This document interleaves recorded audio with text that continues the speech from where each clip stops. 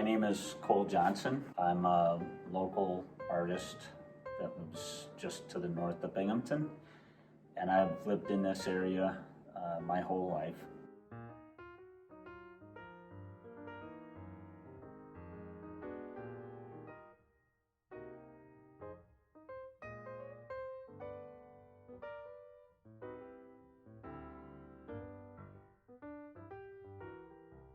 The exhibit here today is of mainly North American birds and animals in a black and white drawing medium, primarily charcoal and graphite.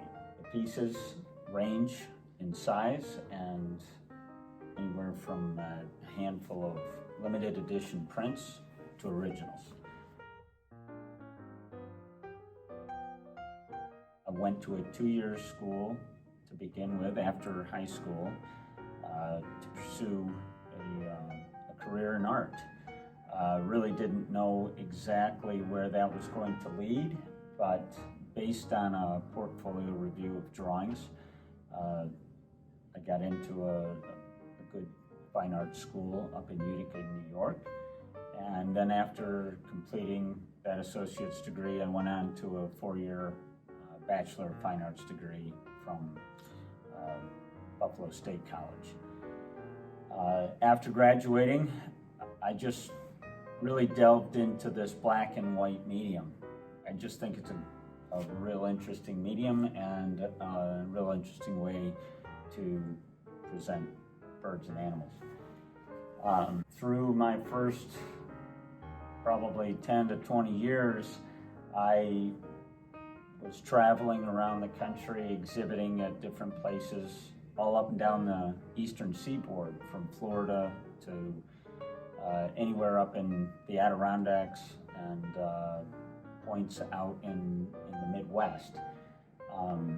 So it really got me a lot of different exposure around the country and exposure to different artists and different ways of creating art.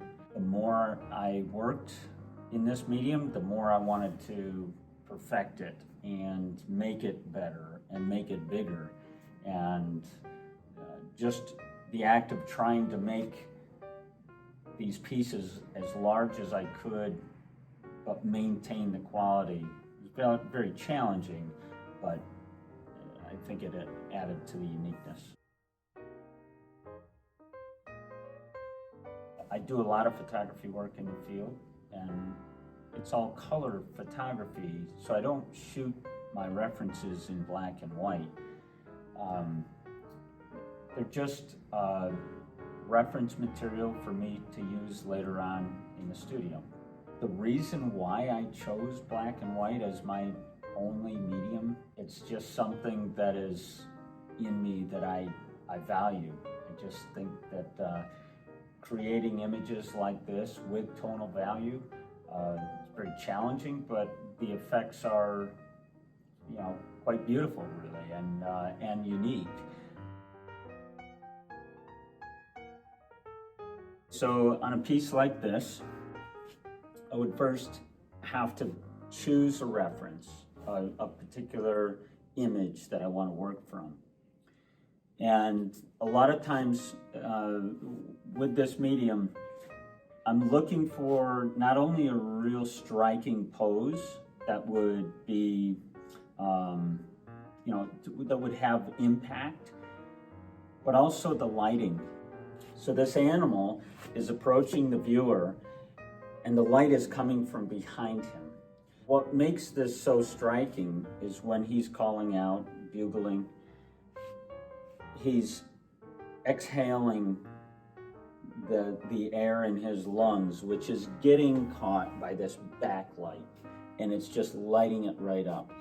And I'm not only trying to illustrate this particular animal, but I want to illustrate the moment in time and space where he's standing in that very cold air. And, if I wanted to just draw an animal, I wouldn't need all that wild lighting. You could just, see how good you could draw an animal, but that isn't what these things are about. These pieces are about the light more than anything. This could have been a human, it could have been a car, it could have been anything moving through that might catch your attention and inspire you to create art.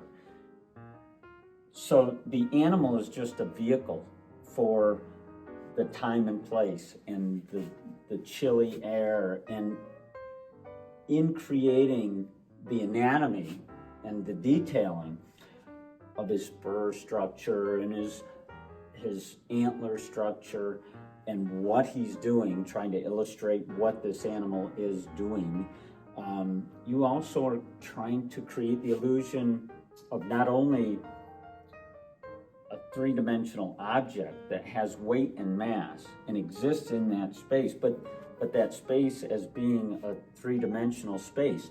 And in this case, it might be a space of only 10 yards. And, you know, you creating that image of, okay, well, you know, this area that he exists in has foreground, middle ground, and background, but it also has a feeling of coolness, the temperature, and trying to create the illusion of body temperature. And so this animal has heat that's maybe rising off of his back and also getting caught by that sun. So technically, there's a lot going on here, but it's just a stag in black and white.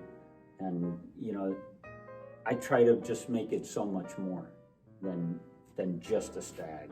I want it to, you know, have a feeling and a presence.